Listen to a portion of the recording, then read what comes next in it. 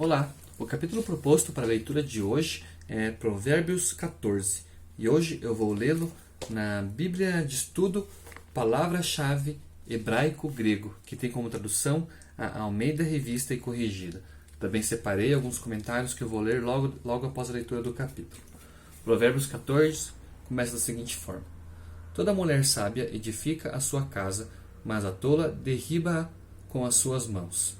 O que anda na sua sinceridade teme ao Senhor, mas o que se desvia dos seus caminhos despreza-o. Na boca do tolo está a vara da soberba, mas os lábios do sábio preservá-lo-ão. Não havendo bois, o celeiro fica limpo, mas pela força do boi há abundância de colheitas. A testemunha verdadeira não mentirás, mas a testemunha falsa se desboca em mentiras. O escarnecedor busca sabedoria, e não a acha, mas para o prudente o conhecimento é fácil. Vai-te à presença do homem insensato, e nele não divisarás os lábios do conhecimento. A sabedoria do prudente é entender o seu caminho, mas a estultícia dos tolos é enganar. Os loucos zombam do pecado, mas entre os retos há boa vontade. O coração conhece a sua própria amargura, e o estranho não se entremeterá na sua alegria. A casa dos ímpios se desfará, mas a tenda dos retos florescerá. Há caminho que ao homem parece direito, mas o fim dele são os caminhos da morte. Até no riso terá dor o coração, e o fim da alegria é tristeza. Dos seus caminhos se fartará o infiel de coração, mas o homem bom se fartará de si mesmo. O simples dá crédito a cada palavra, mas o prudente atenta para os seus passos. O sábio teme e desvia-se do mal, mas o tolo encoleriza-se e dá-se por seguro. O que presto se ira fará doidices, e o homem de más imaginações será aborrecido. Os simples herdarão a estultícia, mas os prudentes se coroarão de conhecimento. Os maus inclinam-se perante a face dos bons, e os ímpios diante das portas do justo. O pobre é aborrecido até do companheiro, mas os amigos dos ricos são muitos. O que despreza ao seu companheiro peca, mas o que se compadece dos humildes é bem-aventurado. Porventura, não erram os que praticam o mal? Mas beneficência e fidelidade haverá para os que praticam o bem. Em todo o trabalho há proveito, mas a palavra dos lábios só encaminha para a pobreza. A coroa dos sábios é a sua riqueza, a estultícia dos tolos é sua estultícia. A testemunha verdadeira livra as almas, mas o que se desboca em mentiras é enganador. No temor do Senhor há firme confiança, e ele será um refúgio para seus filhos. O temor do Senhor é uma fonte de vida para preservar dos laços da morte. Na multidão do povo está a magnificência do rei, mas na falta de povo a perturbação do príncipe. O longânimo é grande em entendimento, mas o de ânimo precipitado exalta a loucura. O coração com saúde é a vida da carne, mas a inveja é a podridão dos ossos. O que oprime ao pobre insulta aquele que o criou, mas o que se compadece do necessitado honra-o. Pela sua malícia será lançado fora o ímpio, mas o justo até na sua morte tem esperança. No coração do prudente repousa a sabedoria, mas o que há no interior dos tolos se conhece. A justiça exalta as nações, mas o pecado e o opróbrio dos povos. O rei tem seu contentamento no servo prudente, mas sobre o que procede indignidade cairá o seu furor. Na Bíblia de Estudo de Genebra, separei aqui um comentário referente ao capítulo inteiro de Provérbios 14, que diz o seguinte: viver em sabedoria. A referência do versículo 1 a uma mulher sábia que edifica a sua casa é semelhante a Provérbios 9, 1, sugerindo que o versículo 1 também serve de introdução para uma nova unidade. Quanto aos seus temas, essa unidade é dividida em 3 subunidades: andar em sabedoria, dos versículos 1 a 7, não viver segundo as aparências, dos versículos 8 ao 15, e as características e consequências de comportamentos sociais apropriados e impróprios. Legal que esse comentário divide este capítulo em três, né? 3 seções bem distintas, perceptíveis aqui. A Bíblia de Estudo NVT, ela traz um comentário referente ao versículo 29 de Provérbios 14. Vou ler aqui o versículo 29 que diz: quem tem entendimento controla sua raiva, quem se ira facilmente demonstra grande insensatez. Aqui o comentário é intitulado exatamente Raiva, e diz o seguinte: os sábios não têm acessos de raiva. Quem tem entendimento controla sua raiva, quem se ira facilmente demonstra grande insensatez. É o versículo 29 de Provérbios 14.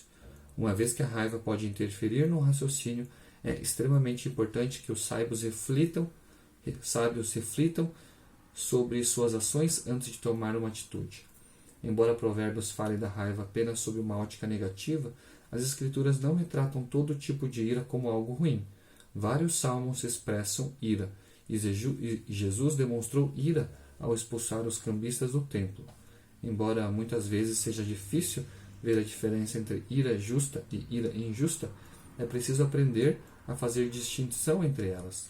A ira injusta se preocupa apenas em proteger ou promover o próprio indivíduo, enquanto a ira justa reflete o ódio de Deus pelo mal e seu amor pela justiça. O sábio analisa as circunstâncias e discerne se deve ou não expressar ira e até que ponto deve fazê-lo. Na Bíblia de Estudo a Mensagem, também há um comentário aqui dentro do capítulo 14 de Provérbios, logo após o versículo 17, que diz o seguinte: uma das características da pessoa sábia é ter tranquilidade diante da vida.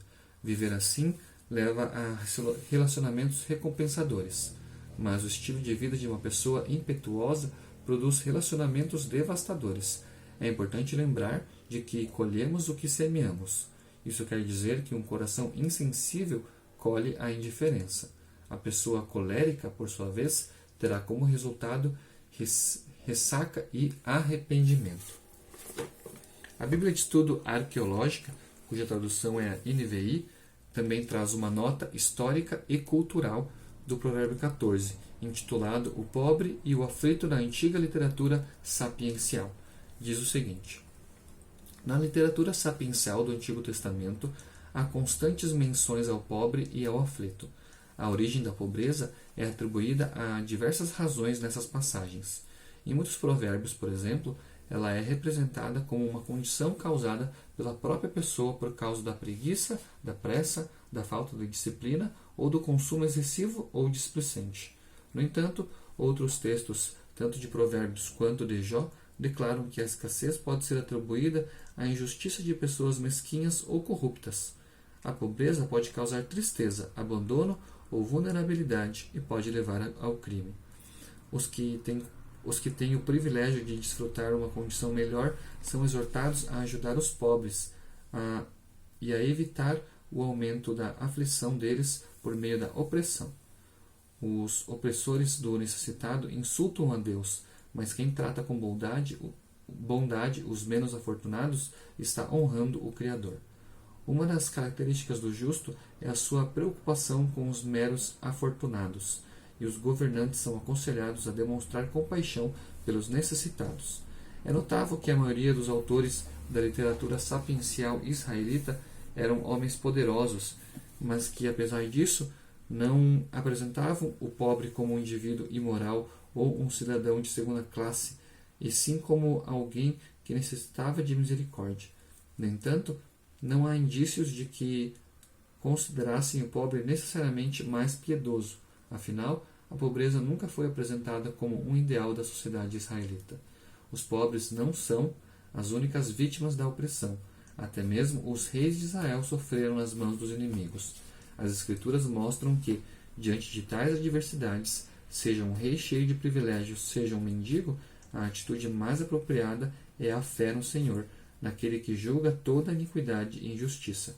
O justo é, acima de tudo, fiel ao Senhor e sabe que é melhor ser pobre com integridade que ser próspero e orgulhoso ou opressor.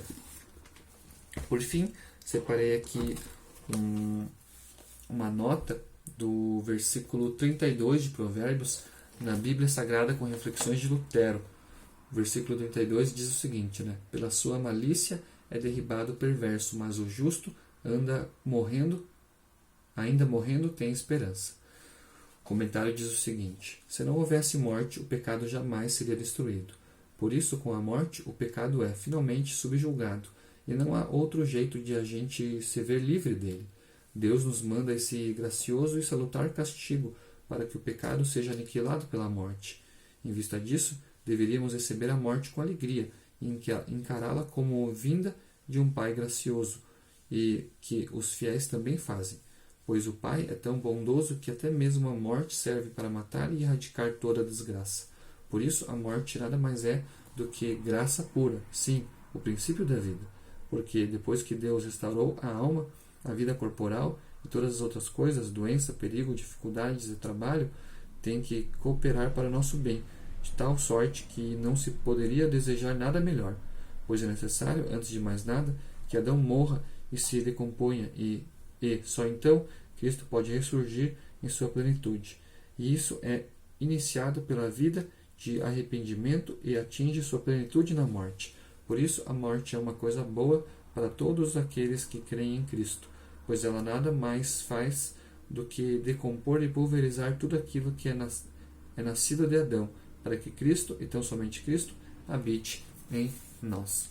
Essa daqui foi a leitura do capítulo 14 de Provérbios e alguns comentários selecionados que eu achei nas Bíblias que eu possuo.